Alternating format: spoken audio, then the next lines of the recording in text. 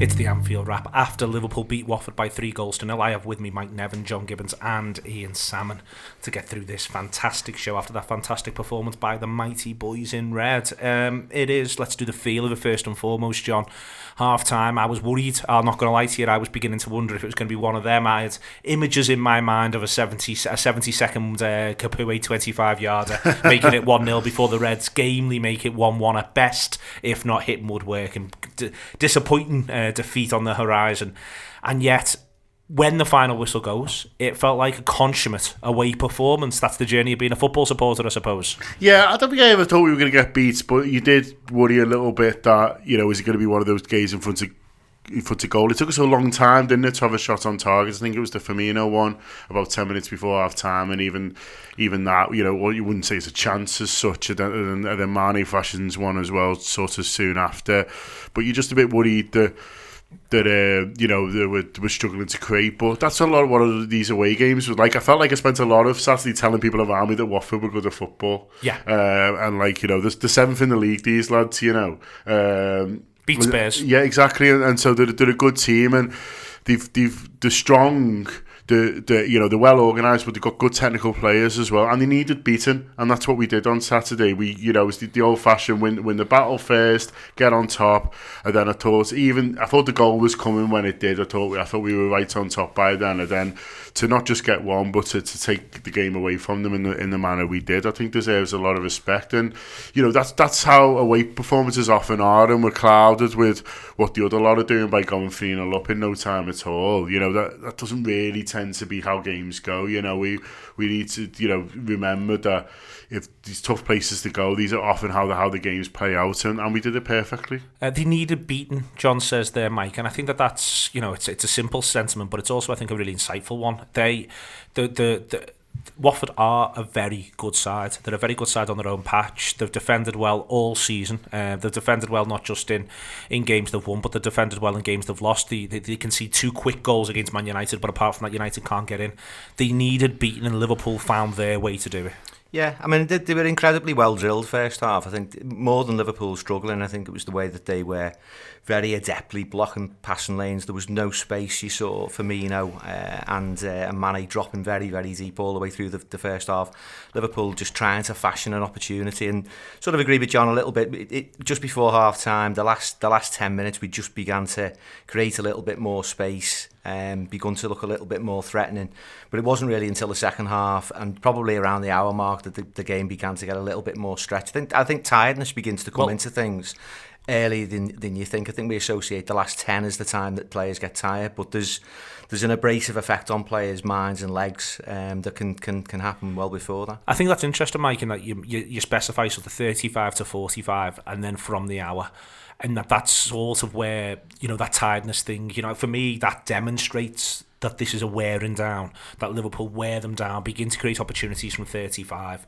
Watford come back out, there's a little bit of back and forth, there's the disputed penalty moment, but whilst all that's going on, as we approach 60, Liverpool are wearing them down again, and then the opportunities start to come again. I think you can almost see, when you take a step back from the game, when you watch it again, you can almost watch the erosion before your eyes. Yeah, I mean, you could see it in several instances, and I think in the first 15 minutes after half-time, Liverpool are moving the ball really, really well from side to side. We're beginning to stretch them a little bit. We're making them do more running. And then once we've begun to get that in our legs, then we become a little bit more vertical with our passing. There was a few instances of good balls into feet. Mane was unlucky with a shot against the post, although I think it was offside. So there was that sense that not that the goal was coming, but the pressure was mounting. It is the buzz everyone was waiting for, I think, Ian, on the final whistle. Or more accurately, when Firmino scores and it's finished as a contest to go 3-0, that's when it's over.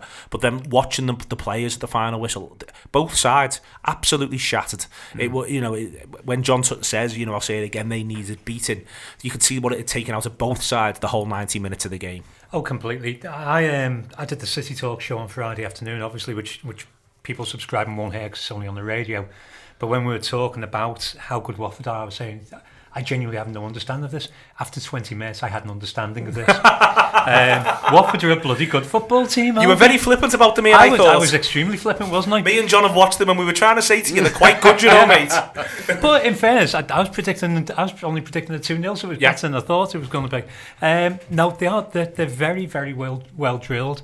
They've got a really good shape. They work their arses off, and we had to be very patient and move the ball around to find the gaps. And there's a lot of that this season, a lot of moving the ball around to find the gaps against teams who were setting up to prevent us from being as mad as we were last season, even though obviously Klopp this morning is talking about the fact that he doesn't want us to be mad any longer. But there are teams who are stopping that anyway.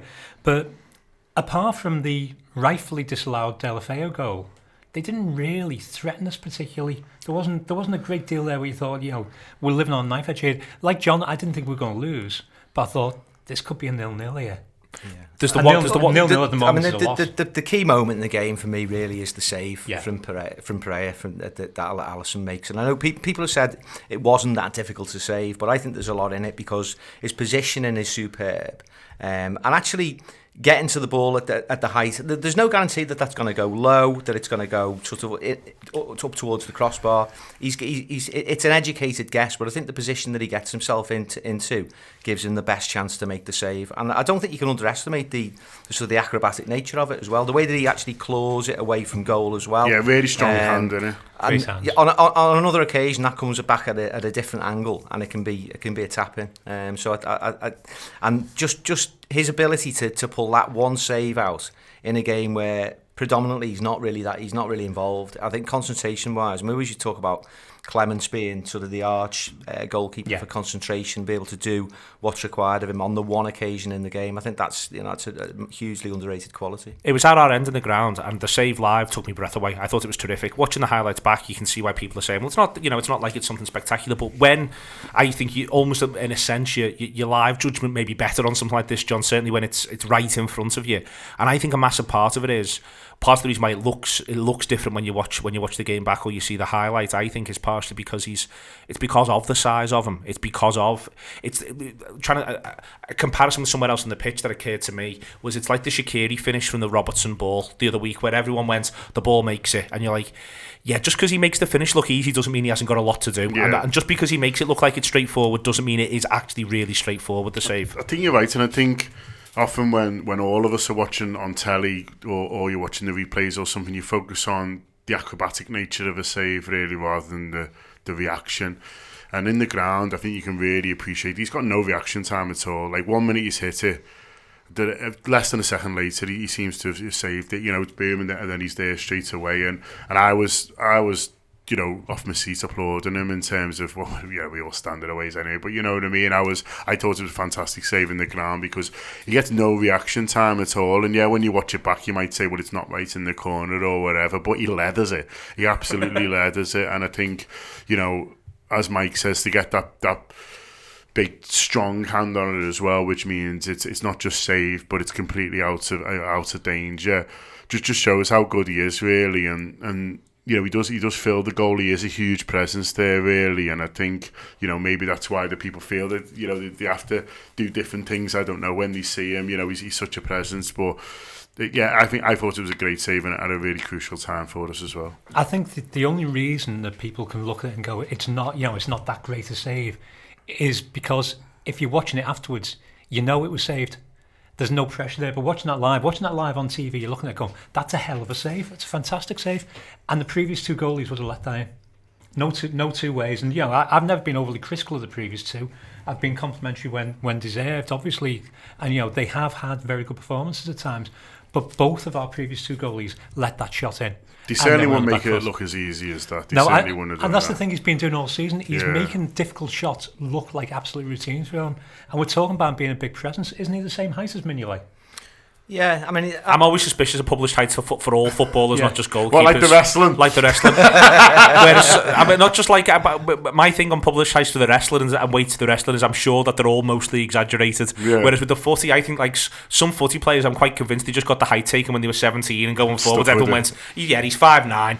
He's not 5'9", mate. You know, Steven Gerrard for years, you'd see Steven Gerrard and you go, he's absolutely enormous, you know. And people would go, yeah, he's 6'1", and I'm like, I'm sorry, he is not 6'1". Anyway, I'm moving that one on. Mike, another part of the whole performance and why, for me, it's fascinating the managers let off at 3-0 on, you know, when you get to see the sort of cut to on it and all of that is. He's gone out of his way to talk about how big the whole week is. He's gone out of his way to put the whole thing in this context of, you know, what it means for him to the season. And again, I think you can see that across the whole performance, in that it was a performance. Again, when you get to see it in full and take account of it in full, it's a performance like carrying a very, very, very delicate piece of china. It's like, we're not going to let this. We look after this. We're looking after this all the way through. And as I say, first half at times I was really frustrated. I wanted Liverpool to be much more vertical in the passing. I wanted Liverpool to take a few more chances. And then when you get to see the whole sway of it, and you put it in that context from the manager, you can see exactly why he was as made up as he was. No, and he's right to be, sort of full of praise for his team, but also praise for himself as well, because there has been a seminal change in the way that Liverpool have worked their way through football matches this season. It is a more measured approach. There is a more obvious balance between defence and attack. And I think that first half, Watford aren't particularly threatened. Liverpool are probing. They're very, very patient. And I also think as well, you can't overstate the calmness really in them, in the sense that it gets down to a point in the game where there's only just over 20 minutes to go and we still haven't scored, and yet we're still patiently moving the ball around and looking for an opportunity. And I think that the thinking is that we can adopt a more measured approach, but we've got enough quality, we've got enough. There's the quality in the front three is that there will come a point where someone can provide a moment of inspiration. And the first goal, it's actually sort of 3 moments of inspiration in one. Yeah. In the sense that, I mean, Firmino's pass, I don't think you can overstate how good that is, the weight on it. But also Mane, the way that he actually stretches to get it under control, that's a brilliant piece of skill. And then to be able to get the ball across and actually pick Salah out. And then I think Salah, although the keeper makes a bit of a hash of it, but it's a real poacher's finish, and I think that's where Salah as a number 9 is beginning to sort of grow a little bit, in the sense that he's becoming a poacher of goals as well as a scorer of the more spectacular goals that we saw last season, coming in from a different position. It was an explosive goal, really. The run from Mane's the business, Ian. I think it's the arced run, and all the way through the game, I think I love watching Mane in terms of seeing nothing's ever in a straight line. Almost nothing he does sort of operates in a straight line. Everything is when he carries the ball, he tries to carry it across at an angle to make sure he can keep people away from it. That run's a really good example of one where he's going absolutely full pelt, but he just is, the arc of it is just is Ian Rush-esque. Yeah, he's basically running from a left wing position to receive it as a centre forward, and he's never going to be the highway player where he's going to hug the touchline all the way down and then ping it in from the side. If he's going to put it in, he's going to put it in within the penalty area. I mean, we saw beginning of last season, we scored the same goal twice in the first 2 weeks, where it came from Mane cutting inside and then backheeling it to somebody else. And his awareness, his presence, and his movement is just, it's the reason that, tying him down for the next 5 years of his career is a fantastic thing. He's a constant presence. I'd have loved him to have scored the third goal, because that shot deserves to be a goal. That's some save, fantastic. By the way. It's a cracking save. It's lovely to watch Bobby watch the ball come down for about 10 minutes and then just nod it in. But that shot deserved to be a goal. The move deserved a goal from a shot of that quality. I think the second half, John, and we've sort of glossed over the first, I will come back to it in a minute, but I think what you see in the second half is when Mike mentions that Liverpool's attacking players, they'll create something. He's right, but I think the other thing you see from them, they're looking to force it. I think you watch that front three, and actually, I'll be more accurate. I think you watch Mane and Firmino up the pace. I think Salah is there to be Salah, he's there to be present, he's there to be lively, he'll do what he does all game. But I thought you actually got to see, I thought first half, the only real sort of defining force and a creative force was Shaqiri. I think second half, Shaqiri almost fades out of the game, and it's all Firmino and Mane looking to make things happen for Liverpool. Yeah, no, definitely. I think that's a fair assessment, really. And I think Firmino, there's been a lot of debate over his shift in position and stuff like that, and I think maybe it might just take him a little bit of time to adapt. I don't think there's any reason why you can't sort of just to play that role. And I think it's interesting that the Klopp says, doesn't he, that there was 20 German coaches watching. I don't know how you get in this mob of German coaches who just go around watching footy. Like, it sounds all right to me. Don't actually do any coaching, just watch games. Just going around watching boss players. It sounds all right. But he said they all just raved about Firmino after the game, and I'm sure Jürgen sort of deciding obviously what bits of that conversation to tell and what not to, because.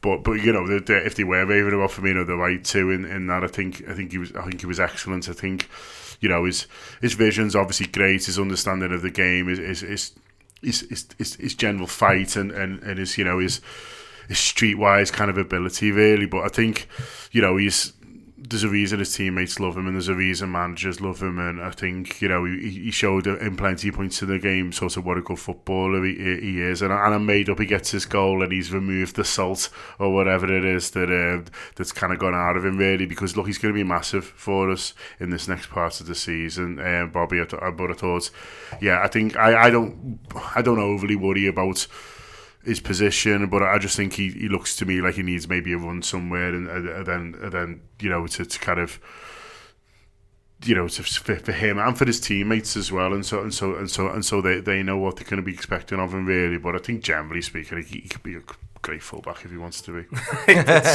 It's one word I think I think that there's with them, Mike.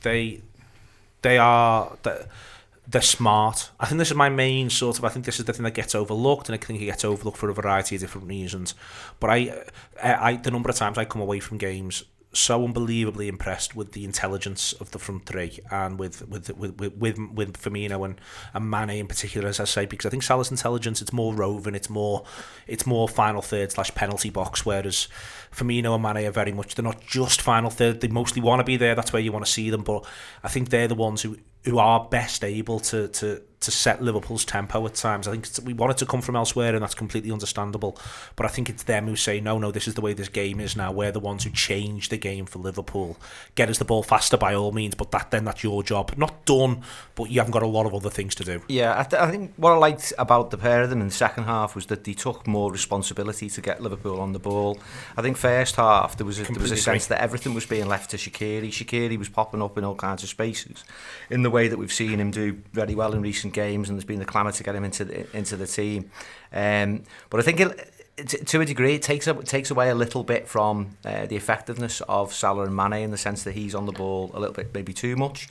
But they're both willing and able to drop deep. I think they're both comfortable in deeper positions. For me, especially, I mean, in first half, he was actually a little bit too deep, coming back inside his own half. Ball. Where you want to see him really is sort of around 30 yards from goal. His ability to sort of turn, hold the ball up, play an intelligent pass, and I think we forget actually when we signed him, he wasn't really recognised as an out-and-out goal scorer, and we're perhaps reverting to our original thought process around him, is that he's just an all-round footballer. He's a great focal point for Liverpool's attacks, but he is having to adapt in a slightly different system. There isn't as much space, but he's the arch proponent of finding space.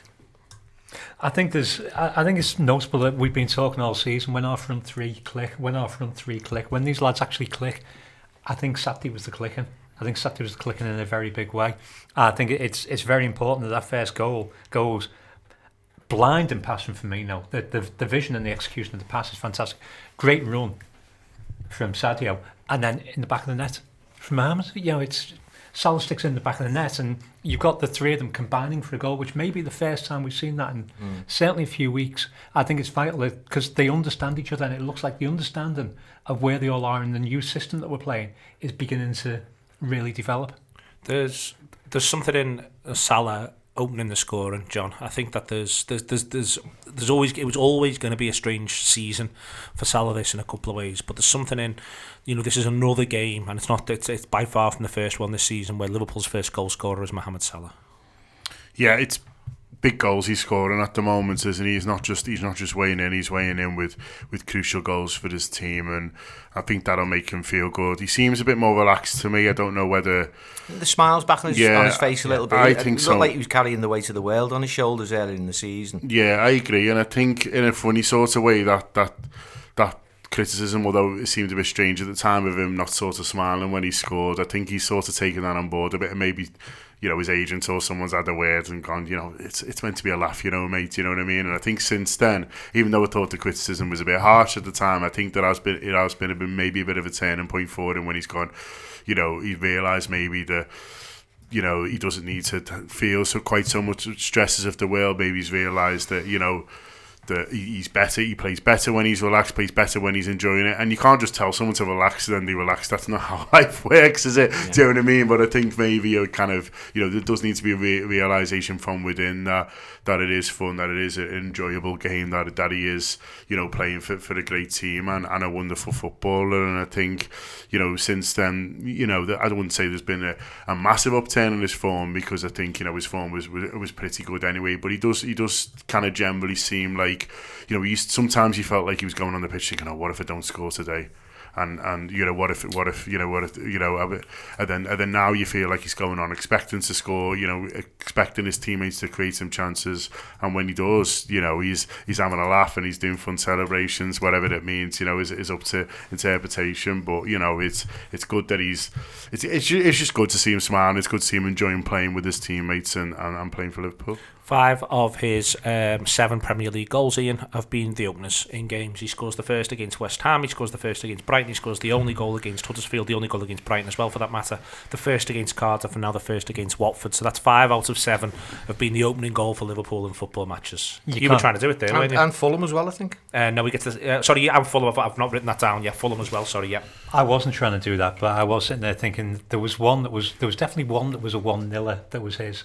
Because even in this Brighton and Huddersfield, Brighton and Huddersfield. So even in this point where we're saying he's not on form, he's not playing well, he's not enjoying his football, he's won 2 games for us, and you can't get more crucial than this. So he may not. 6 of his 7. He's 6 of his 7. Yeah, 6 of his 7. You can't be more crucial than this. This idea that he's come back and he's not the Mo Salah of last season, and he's a one-season wonder, was always ridiculous. It's getting more and more ridiculous by the day. Is he now on more than he was this time last season? I think he's on about the same as he was. I was just about to do that for you as well. So when he finally kicks in and scores another 35 to go on top of this, be nice. People are going to look back and realise how foolish they were through August, September and October. Probably not. They'll be moaning about something else. They'll find something else to complain about. Now, he's looked sharper by the week. He looked, when he first came back, he looked like he was playing with a problem. And he was, I don't know if he's still wearing the strap, but he's still wearing the strap in those first few games on his shoulder. I don't know if this celebration from Saturday is lampooning Ramos in some way. I thought it was the Albanian eagle myself. I thought it was a Shaqiri thing. They're easily confused, yeah. But if he's lampooning Ramos, fantastic. More of that, please. The fact that he's enjoying himself, feels freedom to go, look, mate, have some of this. I'll have that. He's always going to be crucial to what we do. And he's shown how crucial he is. If you can come through a period of supposed lack of form and be on 7 goals by the end of November, just as a comparison, what's Hazard on us at the moment? He's on 1 less. Yeah. 1 less? And he's in the form of his life, isn't he? Well, no, I don't even say that anymore. Constantino Shapas on Twitter, that's C Shapas if you want to follow him, does some stuff with Stats Bomb and other stats things. Andrew Beasley retweeted him, I saw him this week. 17-18, after 13 league matches, Liverpool with 25 goals scored. Mane, Firmino, Salah 16. To 18-19, 26 goals scored. Mane, Firmino, Salah 16, Mike. I mean, that does tell that story that, you know, I don't think that it is necessarily going to quite explode the same way, in that I think that Liverpool are maybe a little different, possibly away from home, possibly in general. But it doesn't say it's not going to explode the same way, and it doesn't say it's not going to explode the same way keeping the same defensive base. No, not at all. And I think there's quite a lot of pressure on the three of them, really, because the way that Sturridge seems to have faded from the picture. So it is, it's a front three. They are the ones that are charged with getting the goals that ultimately require for Liverpool to win these football matches, which they are doing on a regular basis. We're probably still not getting enough goals from midfield, albeit that we see a set piece on Saturday. And I think each of them have had their own individual struggles at various points in the season. Mane started like a house on fire, then had a little bit of a dip, went some games without a goal. I think Firmino's goal on Saturday was his first in 7 in the league. But they all seem to pop up with one, just as it's reaching a supposed crisis point. It isn't a crisis point, but the pressure, as I say, the pressure on them on all of them to be the providers of goals in this Liverpool team can't be underestimated. And they're doing a manful job. Salah in particular, because he's become a number 9, different style of play, adapting to that. And yeah, seven goals in 14 games, not to be sniffed at. We've got 26, Mike. I want to ask you. Games, rather. I want to ask you. So we've got 26 in 13 games, and off that, Mane, Firmino, and Salah have supplied 16 of them. That means that there's 10 left. You and I, we've had this conversation for years, literally years, arguably since 2011. And the conversation is, what should you expect from elsewhere? Now, Trent gets his set-piece goal. Yeah. Shaqiri scores the last one out against Fulham. I'm genuinely interested in that. What's a reasonable expectation? So far, the 10 out of 13, the rest of the team, outside of the main 3. But that also includes, for instance, when Sturridge has come on against Chelsea and scored.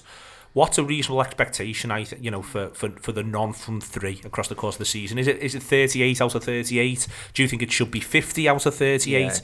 Yeah. Subs on the side, what do you think? I think it's difficult to put a specific number on it, but I think just down the seasons, the personnel that Liverpool have got playing in midfield are not, they're not natural goal scorers. I mean, Henderson, if you want to just look at him, I mean, the only season really where he scored on a relatively regular basis was 13-14, but he was playing a completely different position. He was actually in a front 4, if you like, as the one at the tip of the midfield. And has been instructed to not shoot as often. Yeah. He's said this publicly. They come up with the occasional worldie like he did at Chelsea a couple of seasons ago, but he's not, he hasn't got a regular output of goals. I think James Milner, the same, the positions that he takes up on the pitch, he's not a natural goal scorer. So I think, if there's a worry, I mean, it's not a worry when you're winning 3-0 away because you're getting your goals from your forwards, but I think it's the personnel in Liverpool's midfield.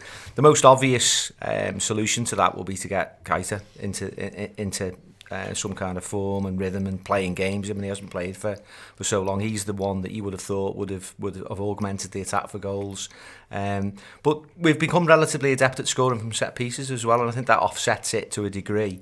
But it is a slight concern just looking a bit further forward, I think. It's one, John, where again, sort of, I'm almost in the hypothetical universe where I'm having the conversation a little bit. I was having in my head if we hadn't gone on and won the game at the weekend, which is to say we can't always look at these lads and have them do the business for us. But that's why I think Trent's goal is significant. I think it is the idea. Yeah, it's a set piece, but I almost don't and it's a brilliant set piece. Don't get me wrong, but I almost don't want the set piece part of it. I want it to almost be overlooked and have us say, lads, there's room for the rest of you. I was really pleased when Shaqiri scores, gets himself on the score sheet against Fulham. I think that there's room for a couple of them to come to the party a little bit more.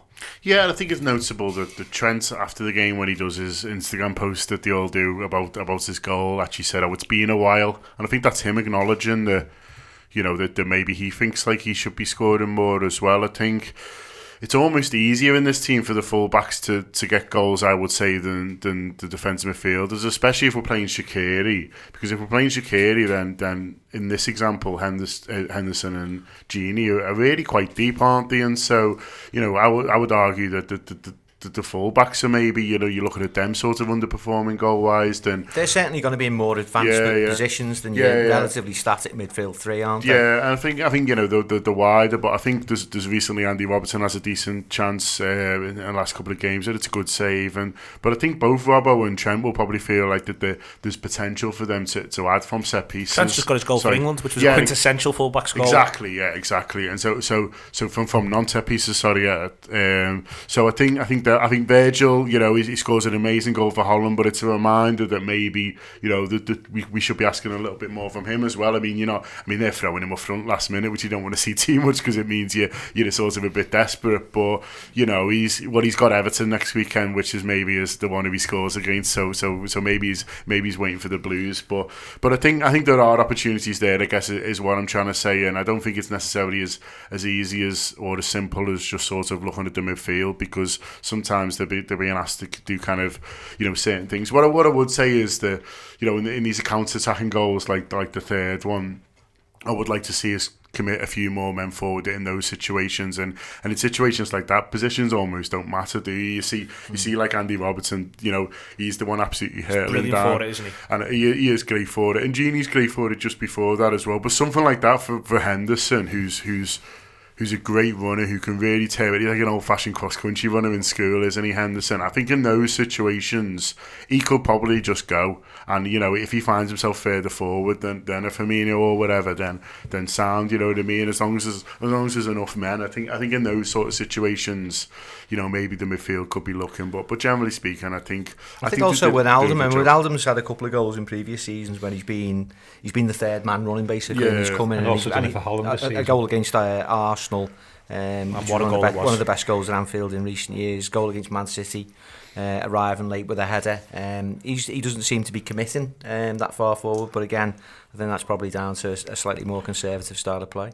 Before we get on to Henderson and the sending off, Ian, I want to talk about the two centre backs, and I think it is the two centre backs. I think watching the game back, it's whoever plays next to Van Dijk is going to get hippied to Honcho. In that, the number of games you come out of going back when those two were a partnership, and everyone would just talk about how absolutely fantastic Sammy Hyypiä was, and completely not talk about the fella who was next to him. And so I do want to sort of do the pair of them. They don't give whatever combination of attackers front two, and they are left to deal with them a fair bit, that front two, man to man. Neither Dini nor Success nor Deulofeu nor Andre Gray get any significant sniff right the way through the whole game because of both Van Dijk and Lovren. Both of them are excellent. Both of them win the battles. Both of them do the business. It's a great partnership, and I think we undervalue the fact that we have a lad who comes in as possibly our third choice centre back, who's just played in a World Cup final, which is about as high as you can get as a footballer. We've got an absolute class centre back, and I don't think we value him enough because of past mistakes. But in a partnership with Van Dijk, all of a sudden, as the junior partner of the partnership, he looks a lot more solid. And there was a very interesting comment from Jurgen in passing, I think it was on Match of the Day, when he was talking about Gomez having a knock. He said, Gomez, slight knock in the last training session, but we were able to bring Trent in. So Lovren wasn't in for Gomez. Lovren was in. He was just starting. Gomez was supposed to be playing right back. Trent came in for Gomez. So that was just one sentence passing, has been reported elsewhere. But that's how I thought. That's noticeable because that his intention all along has been to play Lovren, to deal with that attack in the way we dealt with it. So I think you see how much the manager values him. We need to start valuing him in the same way. Yeah, the thing with Lovren is that we have a perception of him that there's a rick in him, but in games like that where it's quite it's a physical task really against Watford. And he's a little bit more last ditch than say Gomez or Van Dijk, who both have a really sure reading of the game. But I think on Saturday that was as good a performance from Lovren as I've seen for a while. And also, I don't think you can underestimate how becalmed he is alongside Van Dijk. In previous partnerships, he's not looked as assured. He's looked more panic-stricken. His judgment has been at fault. But on Saturday, I thought he dealt with everything well. There were a lot of interceptions, decent in the air, and just in terms of his sort of reading of the game, I think he's come on leaps and bounds this season when he's being selected. And he's only worrying about himself. Yeah, he is, and it's interesting really the way Klopp is sort of rotating that centre half situation a little bit. He possibly forced into it a little bit in the sense that Gomez isn't available on Saturday, but he seems quite relaxed about 3 into 2 at centre half. Whereas I think most rotation you tend to think about midfield and attack, and with the scope to do it there. But Jurgen seems completely at ease with the idea of Lovren playing a quota of games, which is good for his own rhythm and keeps him at it. Yeah, we're interested if we see Lovren and Gomez at one point. I think we're going to have to, in terms of Virgil, you know, and then we'll see how that goes as well. But they all look sort of confident at the moment. Really, there was that worry early on, wasn't there, with the Delafeu goal that's disallowed, because it just sort of looked a bit easy, really. And then you're like, oh, is that a warning shot? But after that, I don't think he won another header, you know, for the rest of the game. I think, you know, it was maybe not a wake-up call, but it was maybe a realisation that was something that they were going to try. And after that, it seemed like the pair of them just won absolutely everything in the air. All first balls weren't letting any sort of flick-ons at all happen. And yeah, I think, you know, Van Dijk's obviously getting a lot of the credit, and kind of rightly so, because he's such a good footballer. But I think Lovren's done really well this season whenever he's been asked to play. I think you know, you look at his numbers and they're terrific. They're right up there, and he seems to be, you know, enjoying his football and a bit relaxed. And I think having Virgil there has been sort of nice for him, I think, hasn't it? You know, he's just been able to come in and just concentrate on what he needs to do, rather. I think he's a poorer defender when he tries to kind of lead too much, really. I think he gets sort of dragged around and into some sort of strange positions or situations, where I think the idea of having Virgil there and just knowing that he's just out there to win his individual battles, I think suits him. And yeah, he's looking really good. What was one of the moments I noticed in the game was Deeney decides to go and play on Virgil for a bit. And when you know, like, what he said about Van Dijk, Deeney, before the game, it was almost as though Deeney's gone, I'm getting nothing over here, so you never know me look. Yeah. And I think that tells you a little bit of a story in terms of how, because we know how centre-forwards think, you know how forwards operate, Mike. They think to themselves, where am I going to get my best opportunity here? And for him to have gone, well, there's that fella who I've talked up publicly as being basically the best centre-half in the country, and but I need to go and to him. Prefer to play on him for a bit. Which, you know, that's a tribute to Lovren and giving him absolutely no change in that first 20 minutes. I think what's interesting as well is how infrequently you see Alison Becker coming for the ball in the air as well, which just suggests that between whoever it is playing at centre half, that basically all of the aerial threat is being dealt with by the centre halves, and that's something that is a huge sea change in watching Liverpool, because there's been an onus on goalkeepers to come for balls, and we've obsessed over it. But he doesn't seem to have to do that, because the centre halves are dealing with everything. The sending off then, it's completely unnecessary, John. The frustration was, and again, if you didn't see the match in full, even if you did, I don't know what was on a stream or anything like that, but you see 2 minutes before Henderson gets sent off, John Moss pulls him to one side and says, if you do another one, I am going to send you off. That doesn't come over a match of the day. The commentator mentions it, but it doesn't come over a match of the day. He says, I am going to send you off if you do another one. And then he just goes and does another one 2 minutes later, and you're like, come on, lad.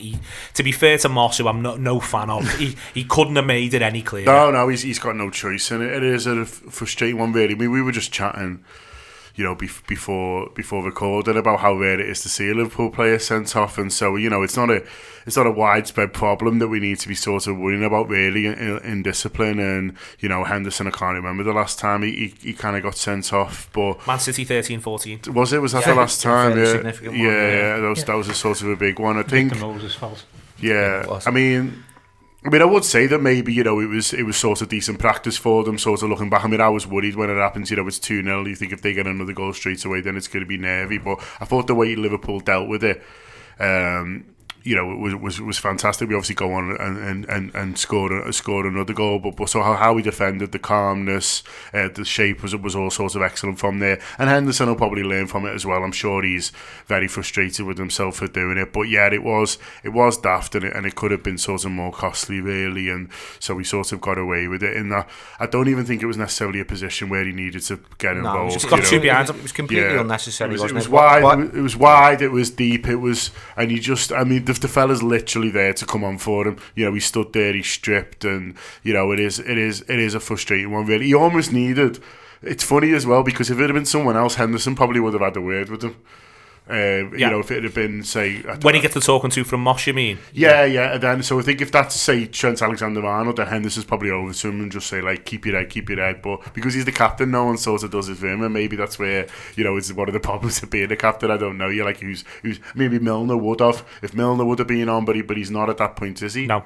Yeah, and so it's a frustrating one, but I think, you know, he will learn from it. And as I say, I don't think it's not this widespread issue. We're not getting lads sent every week. Do you know what what I mean? It's the first time I can remember. I think there was a sign of, for me, it was a little bit of a sign of Henderson's inner frustrations at the way this season has gone for him as well. In that exchange with the referee, he had quite a lot to say for himself, as well as the referee sort of pointing out that he was one more indiscretion away from a red.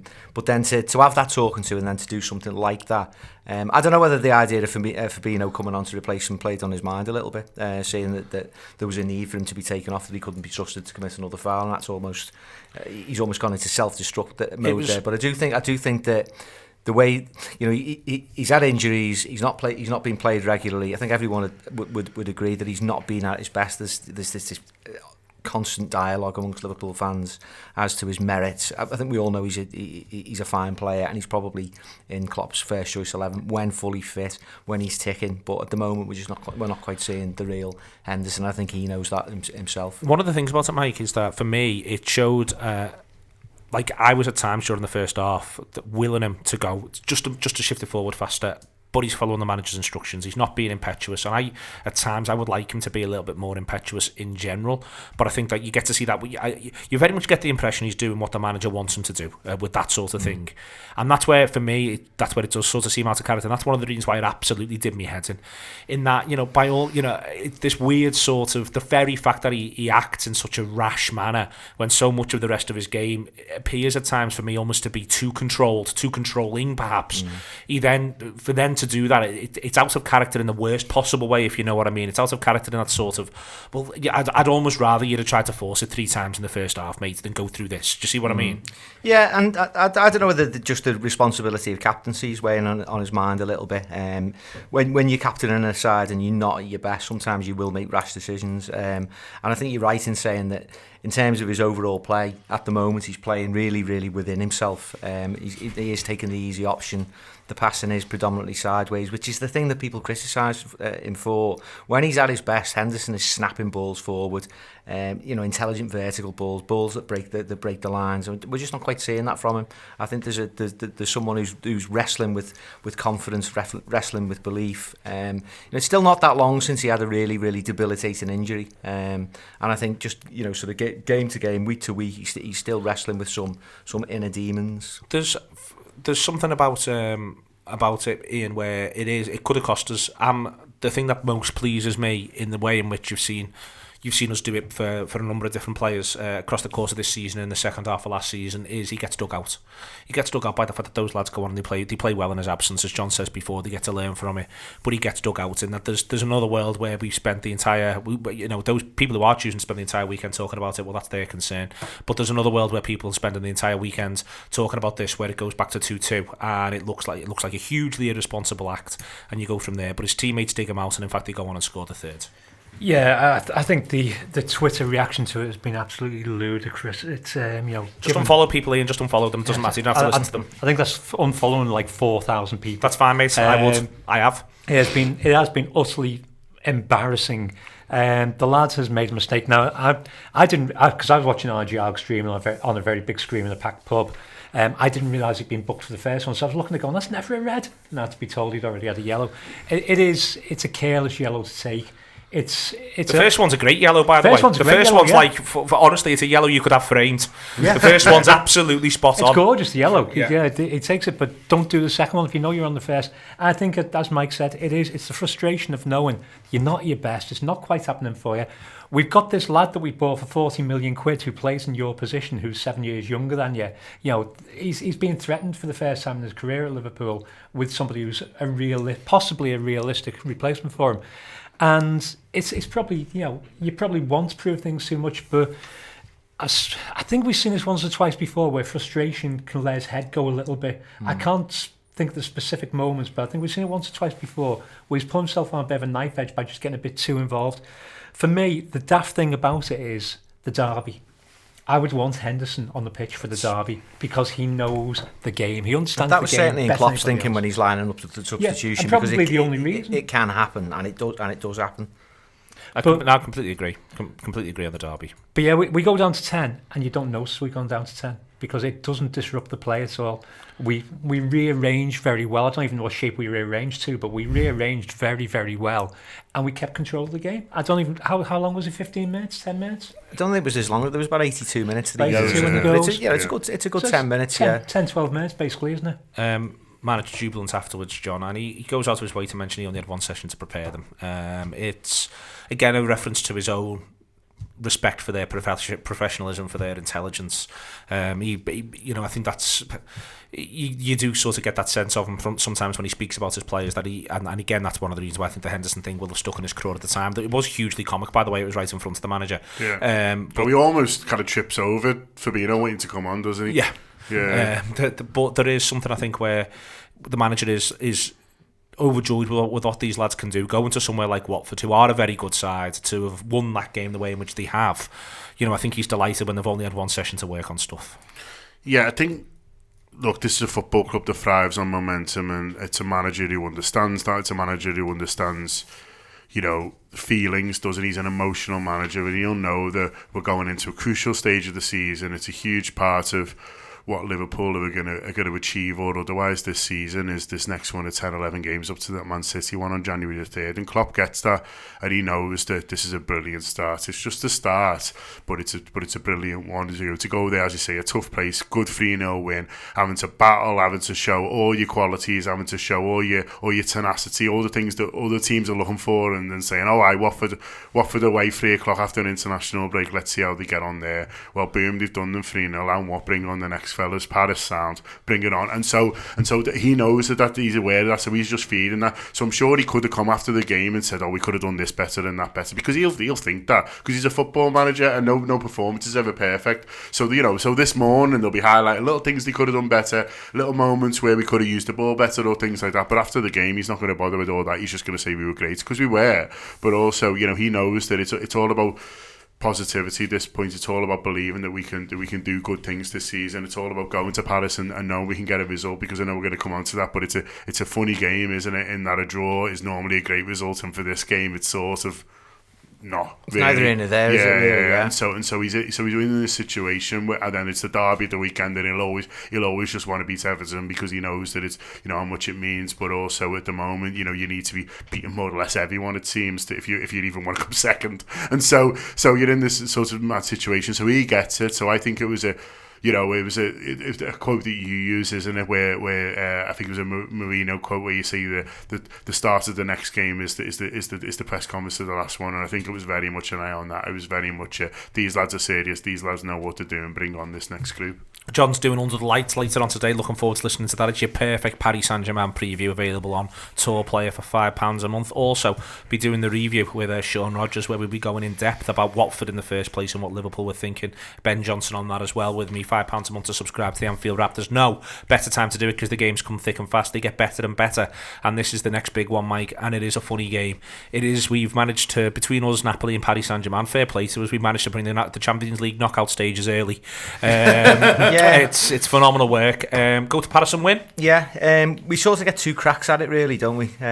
Although I think if we win on Wednesday, we do qualify. Whereas against Napoli, should we need to win that game, it's not quite as cut and dried as that. We might have to win by more than 1 goal.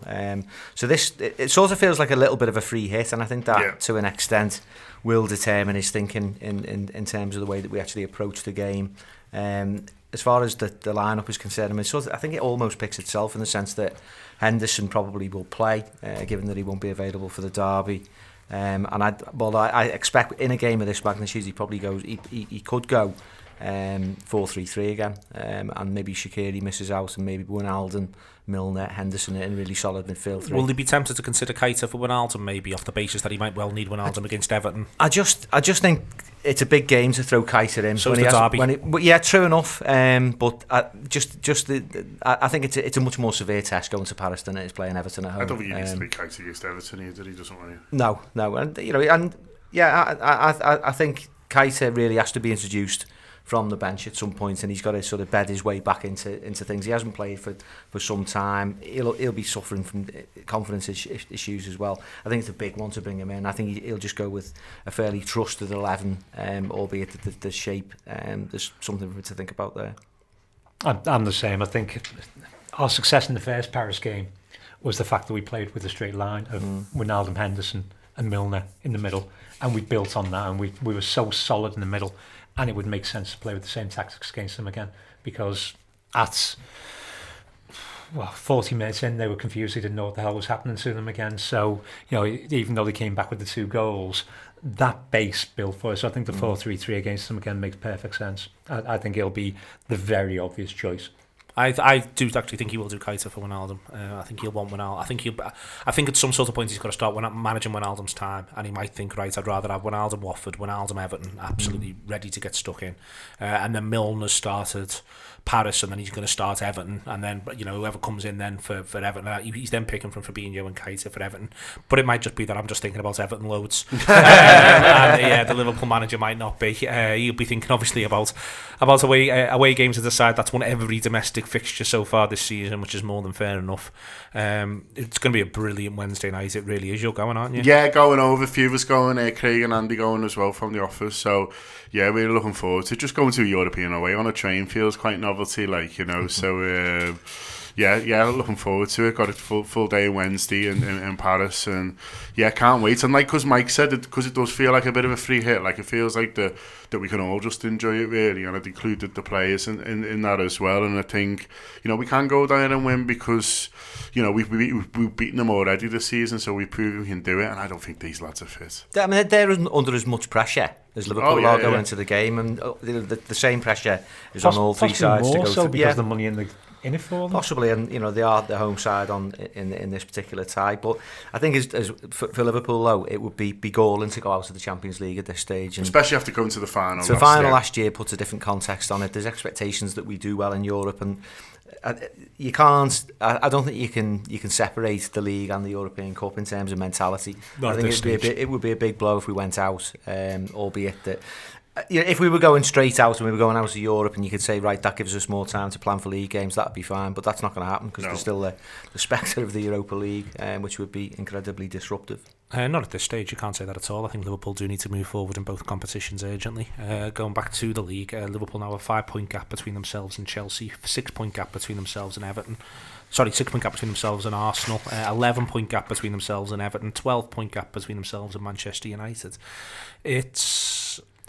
I think that Manchester City supporters at the very least, but I think also maybe a few of the staff, a few of the backroom staff, a few of the directors, Ian Salmon, I think they'll have checked the Liverpool score at half time and thought aye, and then I think they'll have checked the Liverpool score at the final whistle and thought, oh no. I think Manchester City's strategy this season is burn Liverpool off, demoralise them, batter everyone, be great until Christmas. Liverpool have just got to hang on in for dear life. I think I think City fans are now thoroughly obsessed with us, developing some kind of rivalry that we've never actually seen before. The manager has come out and said, I can't read books anymore because I start reading books. I think Jurgen Klopp, I think Liverpool, which is fantastic. It's the greatest compliment you can possibly have. He's not talking about United, Chelsea, Spurs, Arsenal. He's talking about us. He sees us as the actual competition to him. We've got the most expensively assembled team in football history at the top of the league. We've got they're possibly the best team in Europe at the moment on paper. They've got an amazing squad, and we're still there, and we're keeping there. And we've got a very simple job this year. Our job is the simplest it's ever been. We've got to match their results every week and then beat them at their place. And we do that, and we've won the league. Yeah, I think it's also interesting to try and reverse the mindset and the way that, like on Saturday, you hear that they're 3-0 up after 25 minutes, and that's deflating. Yeah. That's debilitating to our moves. But I think they'll be feeling the pressure in exactly the same way. It's just that we don't feel it as acutely because we're not in their shoes. And sometimes when you're being pursued as well, that can tie you mentally, I think. Yeah. And the idea that Liverpool are just hanging to their coattails, there's no gap appearing. 3 late goals, I think, in some ways have more of an impact than 3 goals in the first half. So we've got to assume that they're struggling with the whole concept of not being able to establish a lead in this league, despite an incredible start to the season, just as much as they are.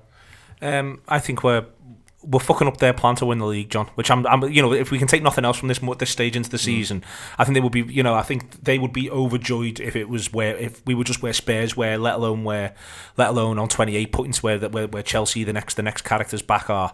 I think that's what their plan to win the league is, to burn everybody off. They did it last season, and we're taking it away from them right now. Yeah, we're being an irritant, and I think that's a good thing. And I think I said on our video on Saturday, we're like a wasp that won't go away, and I think viewing ourselves in that way, that I think is a good thing. As the boys said there, you can obsess over how looking at them and thinking, oh, are they ever going to drop points, or you can look at it from the other way around, is that they're in brilliant form, they're battering everyone, and they're still only 2 points clear, and what that does to them, if you are this wasp who won't go away, and you're trying to hit them with your hand, you're trying to swipe them off, and they just keep coming back, and that's what we need to be like. And as you say, they'll be looking at this season with ambitions to win both the league and the Champions League, and they should do, because they're a fantastic side, and the best way to do that is to have it all done by March, and then be still in there, and then be able to be resting players. They never had that pressure of a close pursuer last season at all. Yeah. So we haven't really seen how they react to that later in the season. It's all very well talking about it now and them stringing victories together, but come sort of once it gets back to the Champions League group stages and they've got that club pressure to win the European Cup, then it becomes a different thing, and the pressure does mount. Yeah, it's how you combine those two things, and how you can combine those kind of desires really into good performances, and suddenly more teams have got more to play for, haven't they, as you go through the season though. So this idea of teams rolling over against them, well, suddenly if you're in April and there's a side who are in the bottom three, and they can't pick and choose anymore. They need to try and get a point, and a few teams. And you've just got a Champions League game on Wednesday. You've got another one coming the following Wednesday. Yeah, and you want to rest a few, but suddenly you're looking a bit disjointed, and there's this team battling for their lives because they need every point. And you've just got to stick in there. And the worst thing you can do is to kind of get deflated, really. And I say, looking at it from the other side, they must. Well, we are doing the Reds thing, because as Ian says, they can't stop talking about it. 13 games in last season they were on. They were 8 points clear at the top of the Premier League. 13 games this time. It's only 2 points. We are not going anywhere, and that's got to be the attitude from now until the season finishes. Liverpool have got to be right up all over Manchester City. That's been the Anfield Wrap this week in association with RedsBet. Very pleased to partner with them. Do get down to the event if you can on Tuesday night. But the Reds are going absolutely nowhere. They are going to stick right in Manchester City's craw.